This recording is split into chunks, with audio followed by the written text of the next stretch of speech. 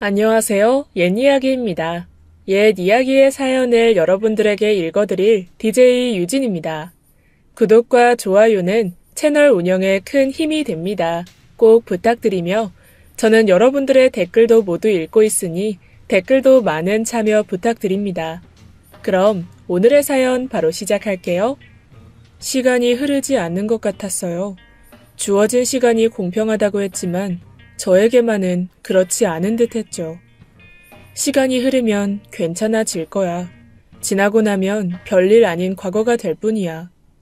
누구나 쉽게 그런 이야기를 하지만 고통 속에서 저의 시간은 어쩐지 멈춰버린 것 같더군요. 저에게 어린 시절은 그랬습니다.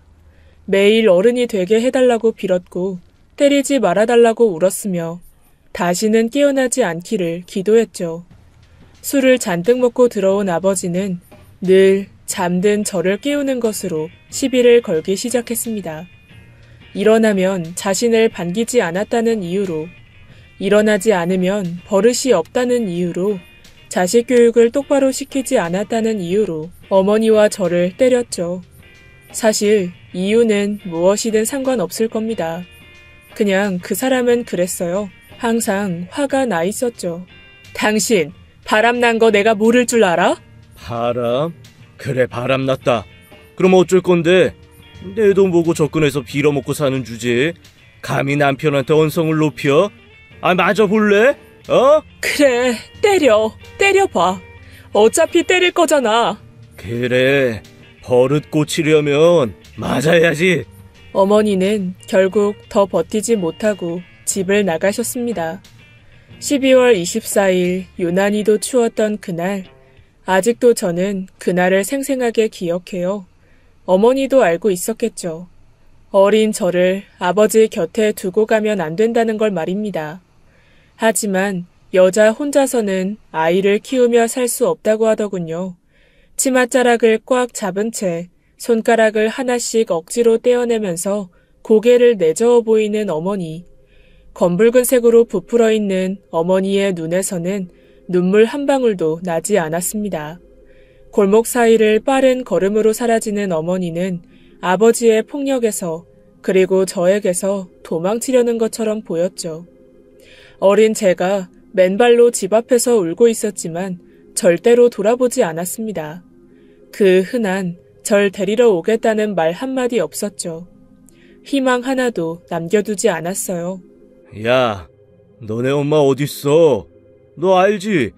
알면서 숨겨주는 거지? 정말 몰라요. 진짜로 몰라요. 아버지에게 있어서 저는 이름으로도 딸로도 불리지 않았습니다. 야, 너, 거기, 년, 계집으로 불렸죠. 상황이 조금 달라진 건 제가 초등학교 때부터였어요. 저의 몸 상태를 본 담임 선생님이 아동 학대를 의심하고 신고를 하게 된 이후였죠. 그 덕에 주기적으로 방문해서 저의 안부를 묻는 사람들이 생겨나면서 아버지는 제 얼굴은 절대로 건드리지 않으려고 했습니다. 하지만 폭행이 멈춰진 것은 아니었어요. 오히려 그 사람들이 왔다 간 날에는 저를 골방에 가두고 먹을 것도 주지 않았죠. 마치 그래야만 공평하다고 느끼는 듯이 굴었습니다. 빌어먹을? 네가 누구 덕에 먹고 자고 학교 다니는데 거지 같은 놈들이 계집애라고 돈도 주고 학교 보내줬더니 뭐 학대? 폭행? 야, 내 새끼 내가 가르친다는데 무슨 상관이야? 다 내가 낸 세금으로 먹고 사는 놈들 어딜 가르치려고 들어? 골방은 불도 들어오지 않았으며 바닥은 냉골이어서 너무나 추웠어요. 무엇보다 그곳에는 보통의 어린아이가 무서워할 법한 커다란 장롱이 있었습니다. 삐걱거리는 소름 끼치는 소리를 내며 언제라도 튀어나올 것 같은 귀신이 떠오르는 장롱. 하지만 저는 귀신보다 추위보다 아버지가 더 무서웠기에 그 안에서 자주 잠들곤 했죠. 아버지가 술을 마신 날이면 다친 짐승처럼 몸을 잔뜩 웅크린 채 그 안에서 죽은 듯이 있었습니다. 그곳이 제게는 유일한 쉼터였어요. 그 안에서 다신 오지 않을 엄마를 애타게 찾으며 울었죠. 아빠랑 갈 곳 있어. 거기가 어딘데? 일단 가보면 알아. 알 말 잘 들어야지 우리 딸. 이번에 가면 꼭 착하게 굴어야 한다. 약속. 저도 그때는 어린 아이였나 봅니다. 딸이라는 말을 듣고 얼마나 좋았는지 몰라요. 이제 나를 제대로 봐주시는 건가? 이젠 괜찮아질까? 하는 그런 작은 기대를 했습니다. 그때가 막 제가 초등학교 2학년에 접어들었을 때였고, 그날 아버지는 제 손을 이끌고 난생 처음으로 옷을 사주셨죠. 치맛단에는 레이스가 달려 있었고 검은색에 빨간 땡땡이가 들어있는 원피스였습니다. 나비 모양의 구두를 신고 반 친구들처럼 예쁘게 머리를 하고 그렇게 나간 자리에서 저는 새엄마를 처음 만나게 되었죠. 어깨까지 내려오는 검은색 단발머리에 동글동글한 얼굴형, 커다란 눈, 작은 입술, 아담한 체형이었습니다. 안녕? 너 정말 예쁘게 생겼구나. 정말 보고 싶었어. 널 봐서 너무 기뻐. 인사해야지, 딸. 안녕하세요, 아줌마. 이제 엄마라고 해야 해. 알았어? 아빠랑 결혼할 거야. 안녕하세요, 엄마.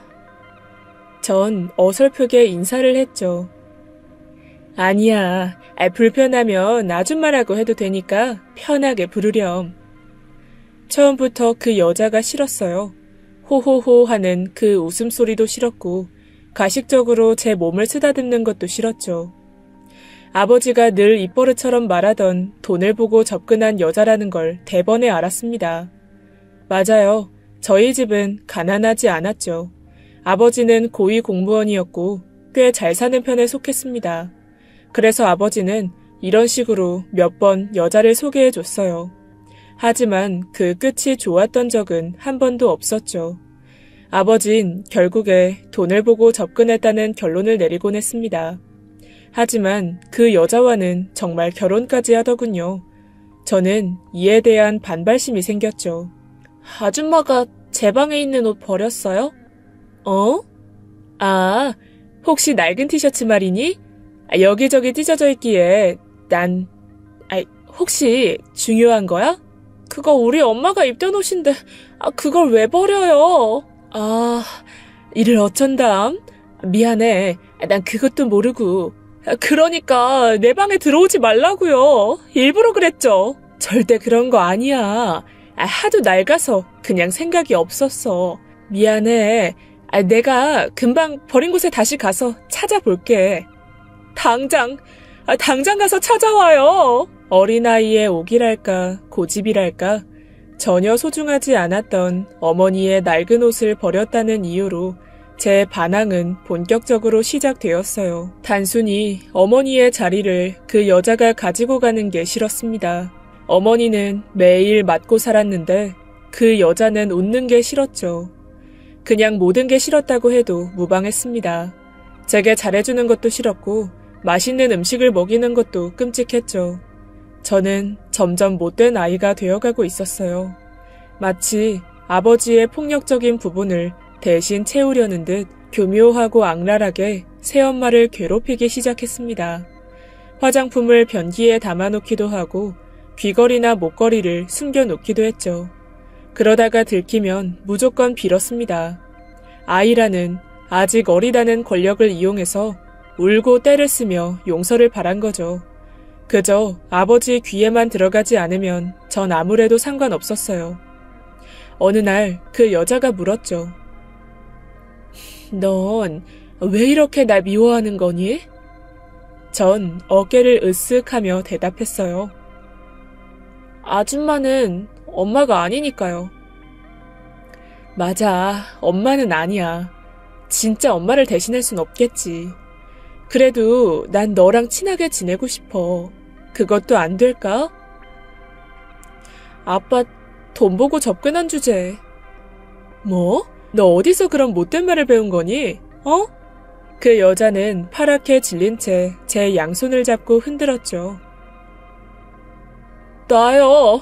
나 만지지 말라고요. 더러워. 그 여자는 제 뺨을 때렸습니다. 그리고 본인이 더 놀라더군요. 미안해. 나도 모르게 너무 화가 나서. 죽어버렸으면 좋겠어. 엄마인 척 구는 그 여자가 죽도록 미웠습니다. 저를 혼내는 아줌마가 싫었어요. 가족 사진 속 웃고 있는 뻔뻔한 얼굴 위에 낙서를 했죠. 음식은 모두 싱크대에 쏟아버렸고 방을 어지럽히기도 했어요. 하지만 그것도 잠시 결혼 후 아버지는 얼마 가지 않아서 원래의 모습을 드러냈습니다. 술을 잔뜩 먹고 늦게 들어온 날 아줌마는 아버지를 향해 서운함을 드러냈죠. 절대로 건드려서는 안 될 발작과도 같은 버튼을 눌러버린 겁니다. 저는 그 서늘한 공기를 감지했죠. 어린 시절부터 놀라울 정도로 발달된 감각의 더듬이는 위험을 느꼈습니다. 빨리 도망가라고 말이죠. 전 거실로 달려가서 아줌마의 손을 잡아당겼어요. 빨리, 빨리. 어머니를 보호했던 예전의 습관이 남아서 저도 모르게 그렇게 했죠.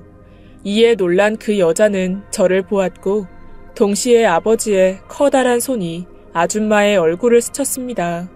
저는 방으로 도망쳐서 이불 안으로 숨었죠. 양쪽 귀를 양손으로 틀어막고 눈을 감았습니다. 비명소리와 깨지는 소리가 들릴 때마다 몸을 움찔거리면서 몇 시간 동안 그렇게 있었죠. 제가 그때 느꼈던 건 인간 이하의 감정이었습니다. 내가 아니라서 정말 다행이다. 라는 생각이었죠. 다음 날 늘 그렇듯이 아버지는 빌고 있었습니다. 다신 그러지 않겠다며 울고 있는 아줌마의 무릎을 잡고 눈물을 흘리면서 말이죠. 내가 순간 미쳤나 보다. 내가 또 그러면 사람이 아니다. 죽을 죄를 지었다. 전 그런 모습을 늘 봐왔었기에 그게 거짓말이란 걸 알았습니다. 이제 폭행의 횟수는 점점 많아질 것이고 핑계는 다양해지겠죠. 내가 사람을 미치게 만들었다. 너만 아니었으면 이러지 않았을 거다. 라면서 때리고 또 때릴 겁니다. 울고 있는 아줌마를 봤을 때 전 속으로 잘 됐다 싶었죠. 그런 날은 얼마간 반복되었습니다. 늘 밝고 씩씩했던 아줌마는 점점 시들어가는 꽃처럼 말라갔죠. 통통했던 볼이 눈에 띄게 야위어 갔습니다. 그럼에도 불구하고 그 사람은 제게 빼놓지 않고 식사를 차려줬어요. 처음에는 반찬 몇 가지와 국, 찌개까지 올려줬지만 날이 갈수록 반찬의 가지수가 줄었죠. 그날 해준 건 파를 썰어서 기름에 볶고 김치와 참치를 볶아서 만든 김치볶음밥, 그것이었습니다. 집에 남은 재료라고는 그것뿐이었으니까요.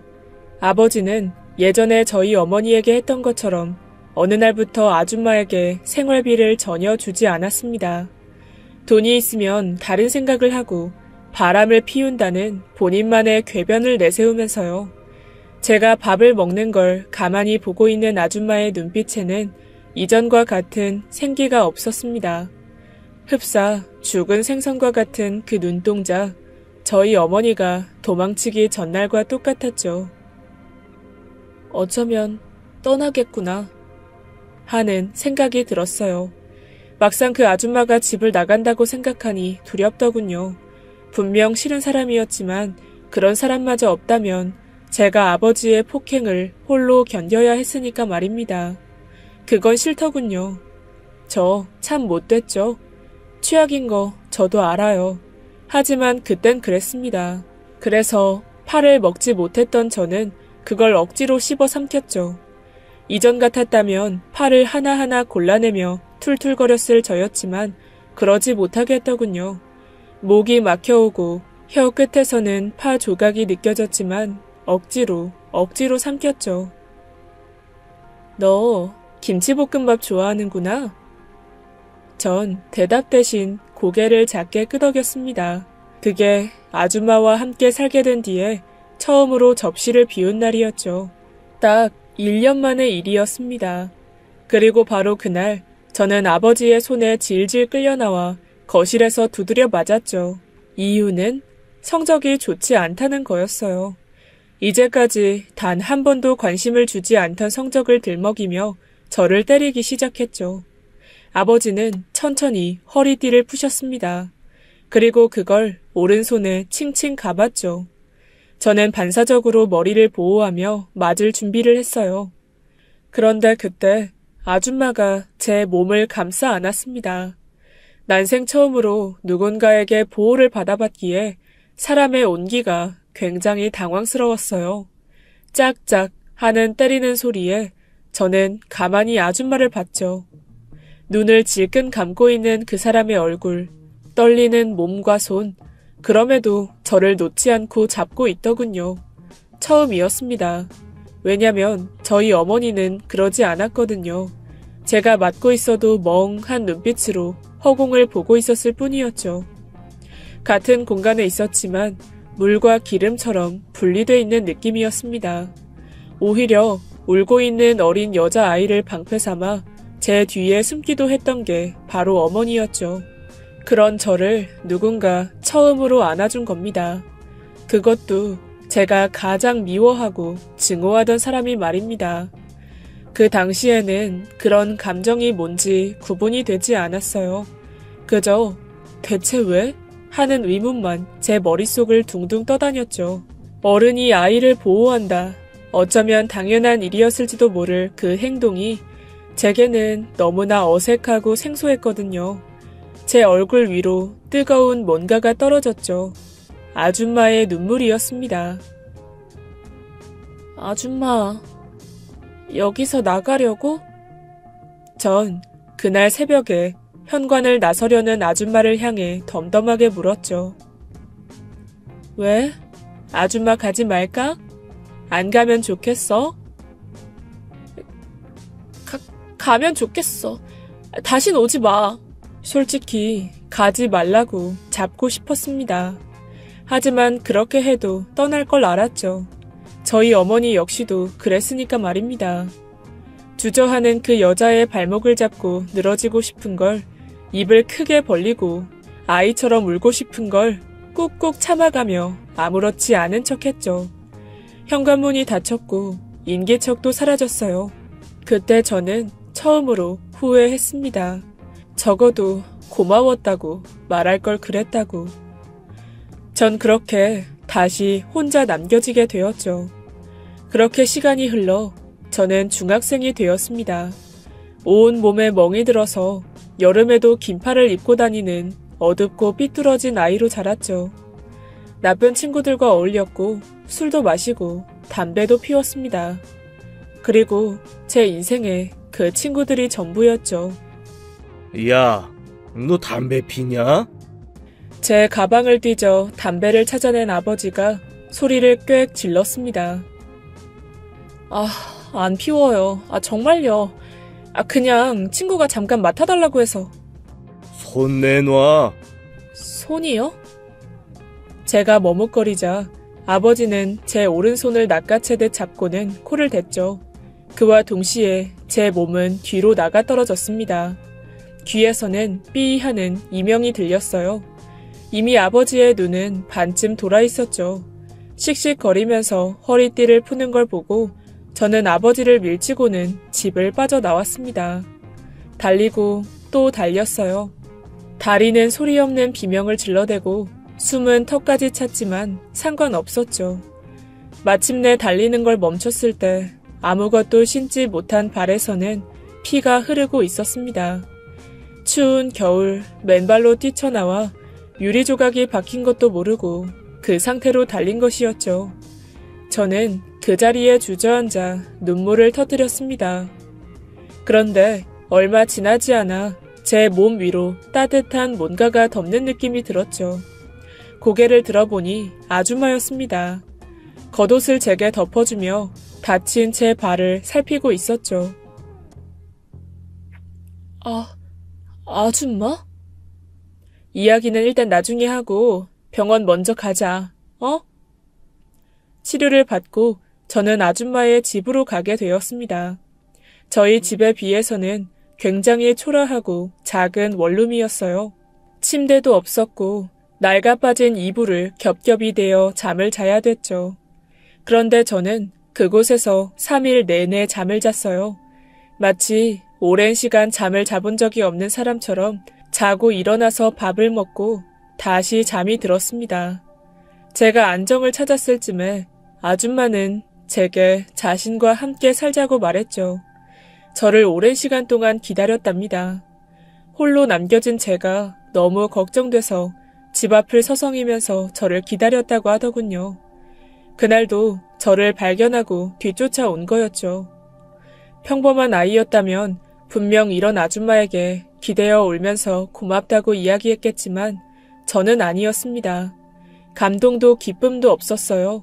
그저 살았다라는 안도감에 알겠다고 했죠. 아줌마, 나 담배 좀 사다 줘요. 말보로 레드요. 뭐? 담배는 피우면 안 돼. 아직 너 어려. 나중에 성인이 되면 그때 피울 건데요? 왜요? 안 끊으면 나 버리게요? 아니면 아빠처럼 때리게요? 그러시려고요? 다른 건 괜찮지만 절대 안 돼. 그건 안 돼. 제발. 무엇이 저를 그렇게 만든 건지는 모르겠습니다. 그저 애초에 잘할 수 없는 환경에서 싹을 틔운 것처럼 자꾸만 방향이 어긋나고 있었어요. 아줌마의 행동이 답답하게 느껴졌고 촌스럽게만 보였습니다.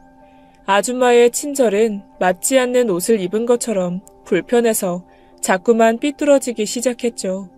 제 친구들을 만나지 못하게 하는 것도, 자꾸만 김치볶음밥을 해주는 것도, 잔소리를 하는 것도 싫었습니다. 아줌마가 뭔데요? 왜 자꾸 나한테 명령해요? 학교는 가야잖니. 졸업을 해야 될 거 아니야, 어? 내가 싫다고. 내가 싫다고 하는데 무슨 상관인데요? 그냥 학교 그만두고 그냥 검정고시 볼 거라고요. 엄마, 아니, 아줌마가 부탁할게. 너 후회해. 엄마? 착각하지 마세요. 당신은 엄마 아니야. 대체 왜 이렇게 된 거야? 제발. 착한 척 하지 마요. 역겨우니까. 나 그리고 파 못 먹어요. 그것도 모르는 주제에. 다 만들어 놓은 김치볶음밥을 바닥에 엎어버리고 그렇게 저는 그 집을 나가고 말았어요. 함께 가출을 하자는 친구들을 따라 혼자도 얼마든지 살 수 있다고 믿어 의심치 않았습니다. 친구들과 함께라면 괜찮다고 그렇게 생각했어요. 야, 너 돈 얼마 가지고 나왔냐? 나 2만 원. 조금 넘게 있을걸? 야, 이씨. 니네 집 돈 많다며. 아니야? 맞아. 집 존나 으리으리함. 아빠 직장도 엄청 좋대. 있는 집 딸이라고 선생들도 깜뻑 죽잖아. 어이없어. 근데도 돈 2만 원 가지고 나온 거 싫어임? 양심 털렸나 보네. 우리 집 거진데도 10만 원은 가져왔는데. 급하게 나오느라 몰랐어. 짜증나, 진짜. 너만 믿었는데 어쩔 거야. 정말 미안해. 진짜 너무 급해서. 야, 너 돈 많은 집 딸이니까 끼워준 건데 몰랐냐? 야, 됐다. 그만해. 어차피 이렇게 된 거 따져서 뭐하냐? 이럴 게 아니라 우리 집을 먼저 구해야 된다니까? 아이씨, 어떻게 구해? PC방 가서 집을 구해볼까? 야, 일단 담배 피면서 생각해보자. 우리 넷은 모여서 함께 수다를 떨고 담배를 피우고 밥도 먹었죠. 하지만 가출이 나쁘지 않다고 생각한 건 딱 일주일이었습니다.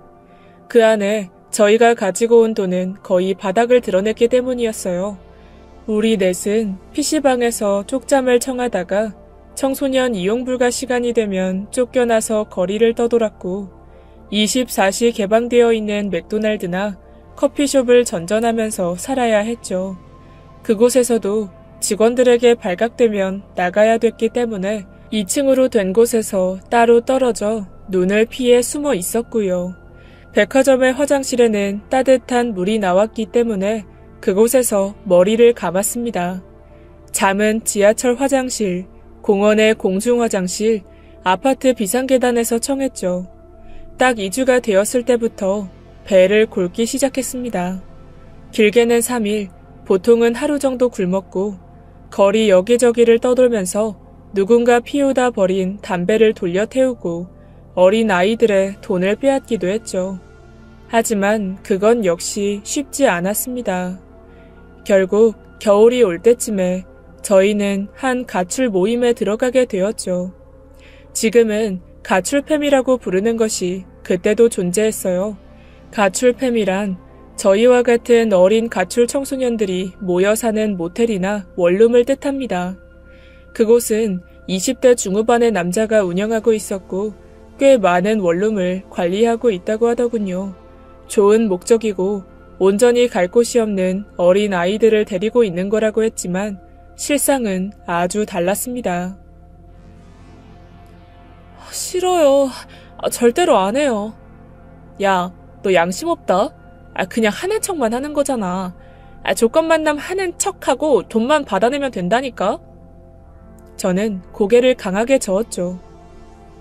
이건 아닌 것 같아. 우리 나가자, 어? 야, 다른 애들은 한다는데 왜 혼자 고고한 척이야? 그냥 눈 땅 감고 하면 되지. 우리도 돈 내야 될 거 아니야. 2만 원 들고 온 주제에 따지는 거 겁나 많네. 친구들의 욕설을 받으면서도 저는 끝까지 거부했어요. 하지만 제 의사는 애초에 아무런 힘이 없었습니다. 저는 모텔로 강제로 질질 끌려갔고 아버지보다 훨씬 나이 많은 남자가 곧이어 들어왔죠. 저는 너무 무서워서 몸을 벌벌 떨었습니다. 그리고 언제라도 문을 열고 친구들이 들어와 주길 기다렸지만 문은 열리지 않았죠. 제 몸을 더듬는 그 더러운 손길에 전 비명을 질렀고 그 남자의 귀를 깨물어 버렸습니다. 그러자 그 남자는 돌변해서 저를 때리기 시작했죠.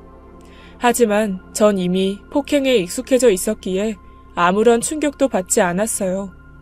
맞으면서도 소리를 질렀고 끝까지 거부했습니다. 그러자 모텔 객실로 전화가 신경질적으로 울렸고 늙은 남자는 욕지기를 하면서 저를 버려두고 나가버렸죠. 문이 닫히는 소리가 들리는 동시에 저는 울음을 터뜨렸습니다. 여기저기 찢어진 옷을 끌어올리면서 늙은 남자의 손길이 닿은 곳을 손톱으로 긁어댔죠. 밖으로 나가보니 친구들이 담배를 피우면서 모텔 앞에서 웃고 있더군요. 저는 조심스럽게 후문으로 빠져나왔습니다. 찢어진 입술 위로 피가 흘렀고 사람들은 그런 저를 보며 슬금슬금 피했죠. 걷고 또 걸으면서 확신했습니다. 친구들은 저를 애초에 구해낼 생각이 없었다는 걸 말입니다. 제가 집을 나오면서 가지고 나온 2만 원이 자신들이 고생을 하는 이유라고 생각한 거겠죠. 그러니 너는 벌을 받아야 돼. 마땅히 네가 감당해야 할 거야. 그게 제가 세상에서 가장 사랑했던 친구들의 뜻이었던 겁니다. 생각 없이 걷다 보니 아줌마가 살고 있는 동네였어요. 하지만 차마 다시 찾아갈 순 없었죠. 제가 아줌마를 향해 했던 욕설과 역겹다는 말이 머릿속에서 수없이 재생됐습니다. 그래도 거기서 발길을 돌리진 못했어요. 혹시나 하는 마음으로 굉장히 오랜 시간 그곳에 서 있었죠. 퇴근 후에 걸어오는 아줌마를 몰래 숨어서 봤습니다. 동네 사람들과 인사를 나누면서 누구보다 밝게 웃는 모습을요. 무척이나 행복해 보였습니다. 그래서 더욱더 가까이 갈 수가 없었어요. 제가 가면 저도 모르게 닮아버린 아버지의 모습으로 다시 또 상처를 주게 될 테니까 말입니다. 작은 원룸 건물로 들어가는 아줌마의 뒷모습을 보다가 발길을 돌려서 천천히 걸어 나왔어요. 오늘은 또 어디서 자야 될까 하는 생각만 했죠. 저기, 학생! 그때 저를 불러 세우는 목소리에 전 고개만 살짝 돌렸어요. 엉망이 된 얼굴이며 산발을 한 머리, 찢어진 옷까지 누군가가 볼 수 있다는 생각이 드니 부끄러웠기 때문이었습니다. 네? 저요? 그래, 혹시 배 안 고프니? 내가 음식이 좀 남아서. 네? 음식이요? 아니요. 괜찮아요. 이거 가져가면 다 버려야 되거든. 혹시 시간 있으면 좀 먹고 가주면 안 될까? 문도 닫아야 하는데 도와줄 겸. 그게 저는 돈이 없는데. 공짜라니까. 날 도와준다고 생각해요. 그럼 음식 버려? 배가 고프다는 건 식탁에 앉았을 때 알게 됐어요. 능청스러운 분식집 사장님은 제 손을 이끌어서 가게 안으로 떠밀었습니다. 떡볶이에 김밥에 김치볶음밥까지 만들어주셨죠. 부끄러움도 모르고 저는 허겁지겁 입으로 떠 넣었습니다. 한참을 먹다 보니 김치볶음밥에 파가 보이지 않더군요. 떡볶이 안에도 커다란 대파가 있어야 했지만 전혀 보이지 않았죠. 대수롭지 않게 생각하고 음식을 싹 비웠을 때 분식집 사장님이 자리에 앉으셨어요. 어디서 넘어진 모양이네, 그지? 제게 물티슈를 건네주며 부드럽게 물어보셨습니다. 네, 아까 넘어졌어요. 오는 길에요. 어쨌든 고마워. 덕분에 문도 일찍 닫고 좋네. 아니에요. 고맙습니다. 저는 어색하게 고개를 숙였죠. 근데 혹시 전화 안 할 거야? 전화요? 엄마한테 전화해드려야지. 기다리실 텐데. 파 기름으로 달달 볶아서 파는 빼고, 맞지? 학생이 그걸 제일 좋아한다고 하더라, 엄마가. 엄마요? 엄마가요? 사장님은 자리에서 일어나 어딘가를 뒤지더니 구깃구깃한 종이를 하나 가지고 나오셨어요. 저의 실종 전단지였습니다. 사진과 나이와 이름을 빼고는 정보가 거의 없는 초라한 전단지. 제가 그동안 아무것도 가르쳐주지 않았기에 그 대신 아줌마가 알고 있는 저에 대한 사소한 모든 게 적혀 있었죠. 순간 울음이 터져 나와서 종이를 꽉 쥐고는 그 자리에서 오열했습니다. 오른쪽 눈밑과 귓볼에 점이 있습니다. 파의 식감을 싫어해요. 파 기름을 낸 김치볶음밥을 좋아합니다. 양말은 뒤집어서 벗죠. 긴 머리카락을 올리는 걸 좋아하죠. 색깔은 빨간색을 좋아해요. 원피스가 굉장히 잘 어울리고 나비 모양을 좋아해요. 말수는 별로 없지만 생각이 깊은 아이죠. 학교에 가는 걸 싫어하지만 친구들은 좋아해요. 분식집 사장님은 한참 망설이다가 제 손에 담배 한 갑을 쥐어주셨죠. 그토록 싫어하던 담배까지 맡기고 간 아줌마. 저는 귀가 아플 정도로 그 자리에서 몸을 웅크리고 울었어요. 정말 미쳐버릴 것처럼 가슴이 찢어지는 고통이 느껴졌습니다. 눈물 콧물 범벅이 되어 전단지를 읽고 또 읽었죠. 바보. 왜? 내가 뭐라고? 나까짓 게 뭐라고? 분식집 사장님은 울고 있는 저의 등을 쓰다듬어 주시고는 눈물이 나는지 코를 훌쩍거리셨습니다. 저는 가게를 빠져나와 집으로 천천히 향했어요.